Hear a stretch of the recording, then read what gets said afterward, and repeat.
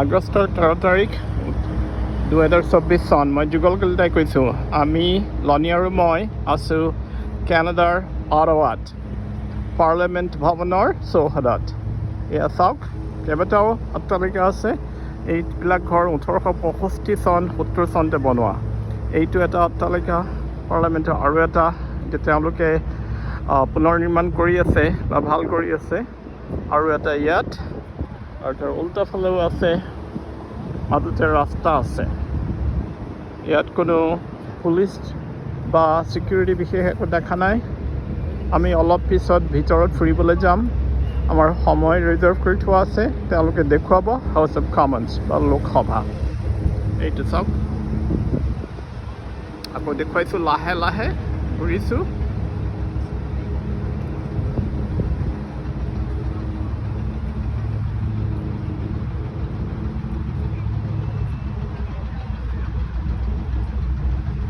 ওপৰত কেনাডাৰ পতাকা উৰি আছে।